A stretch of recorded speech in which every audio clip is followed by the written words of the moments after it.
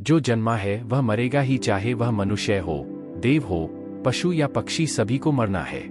ग्रह और नक्षत्रों की भी आयु निर्धारित है और हमारे इस सूर्य की भी। पुनर्जन्म की धारणा सिर्फ भारत के धर्मों में ही पाई जाती है, जबकि पश्चिम के धर्म इस सिद्धांत को नहीं मानते हैं।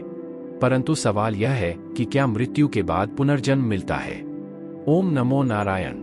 हिंदी सनातनी ज्ञान यूट्यूब चैनल पर आपका एक बार फिर से स्वागत है। अगर आप हिंदी सनातनी ज्ञान में नए हैं तो सब्सक्राइब करें और धार्मिक ज्ञान की दुनिया में हमारे साथ जुड़े। पुनर्जन्म आखिर होता क्या है? उपनिषदों के अनुसार एक क्षण के कई भाग कर दीजिए, उससे भी कम समय में आत्मा एक शरीर छोड़ तुरंत दूसरे शरीर को धारण कर लेता है। यह सबसे कम समयावधि है। सबसे ज्यादा समयावधि है 30 सेकंड। परंतु पुराणों के अनुसार यह समय लंबा की हो सकता है, 3 दिन, 13 दिन, सवा माह या सवाल साल। इससे ज्यादा जो आत्मा नया शरीर धारण नहीं कर पाती है वह मुक्ति हेतु धरती पर ही भटकती है, स्वर्गलोक चली जाती है, पितृलोक चली जाती है या अधोलोक में गिरकर समय गुजारती है। प्राणवायु से जुड़ा संबंध। सूक्ष्म शरीर को धारण किए हुए आत्मा का स्थूल शरीर के साथ बार बार संबंध टूटने और बनने को पुनर्जन्म कहते हैं। इसका उत्तर जन्म के उत्तर में ही छिपा हुआ है।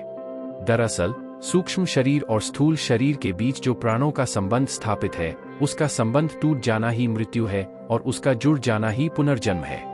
मुक्त जरूरी। कर्म और पुनर्जन्म एक दूसरे से जुड़े हुए हैं। कर्मों के फल के भोग के लिए ही पुनर्जन्म होता है तथा पुनर्जन्म के कारण फिर नए कर्म संग्रहित होते हैं। इस प्रकार पुनर्जन्म के 2 उद्देश्य हैं।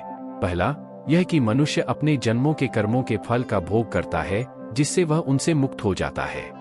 दूसरा यह कि इन भोगों से अनुभव प्राप्त करके नए जीवन में इनके सुधार का उपाय करता है, जिससे बार बार जन्म लेकर जीवात्मा विकास की ओर निरंतर बढ़ती जाती है तथा अंत में अपने संपूर्ण कर्मों द्वारा जीवन का क्षय करके मुक्तावस्था को प्राप्त होती है।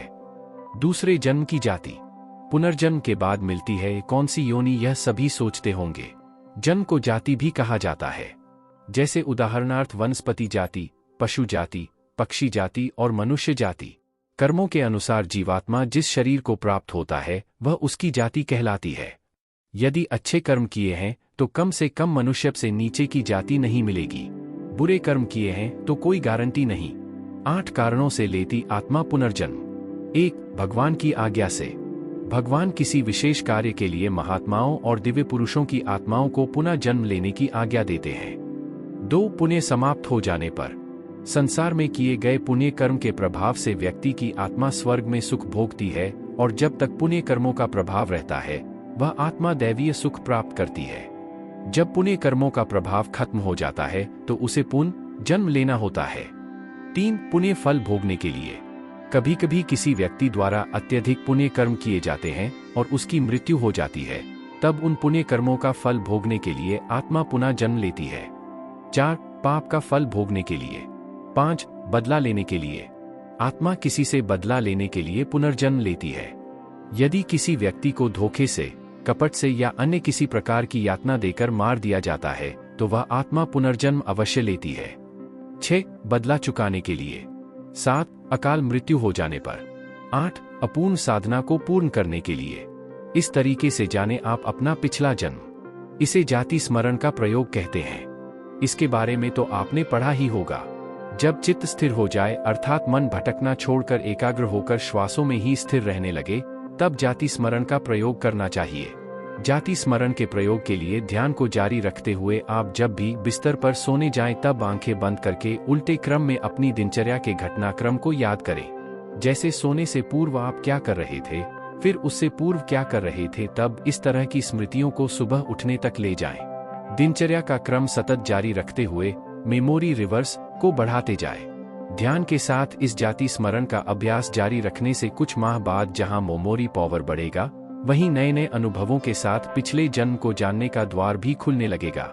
जैन धर्म में जाति स्मरण के ज्ञान पर विस्तार से उल्लेख मिलता है।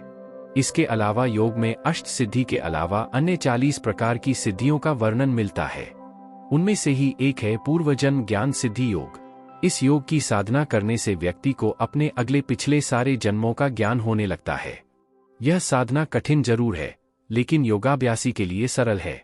सम्मोहन क्रिया से भी पिछला जन्म जाना जा सकता है।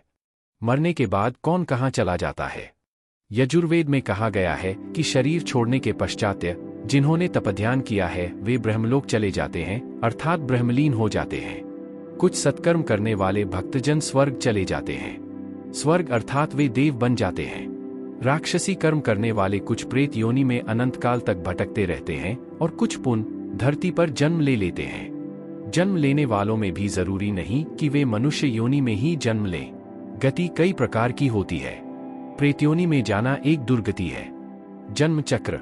पुराणों के अनुसार व्यक्ति की आत्मा प्रारंभ में अधोगति होकर पेड़ पौधे, कीट पतंगे, पशु पक्षी योनियों में विचरण कर ऊपर उठती जाती है और अंत में वह मनुष्य वर्ग में प्रवेश करती है।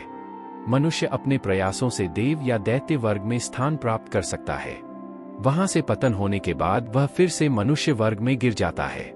यदि आपने अपने कर्मों से मनुष्य की चेतना के स्तर से खुद को नीचे गिरा लिया है तो आप फिर से किसी पक्षी या पशु की योनि में चले जाएंगे।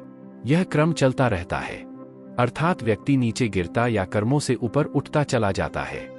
प्रारब्ध कर्म। यही कारण है कि व्यक्ति को उसके कर्मों के अनुसार जीवन मिलता है और वह अपने कर्मों का फल भोगता रहता है। यही कर्मफल का सिद्धांत है। प्रारब्ध का अर्थ ही है कि पूर्व जन्म अथवा पूर्व काल में किए हुए अच्छे और बुरे कर्म जिसका वर्तमान में फल भोगा जा रहा हो।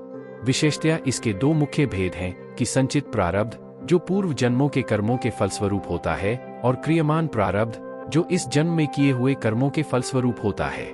इसके अलावा अनिच्छा प्रारब्ध, परेच्छा प्रारब्ध और स्वेच्छा प्रारब्ध नाम के 3 गौण भेद भी हैं। प्रारब्ध कर्मों के परिणाम को ही कुछ लोग भाग्य और किस्मत का नाम दे देते हैं। पूर्व जन्म और कर्मों के सिद्धांत को समझना जरूरी है। उम्मीद है कि आपको ये जानकारी पसंद आई होगी। हमारे YouTube चैनल को सब्सक्राइब करें और अपने दोस्तों के साथ शेयर करें। धन्यवाद।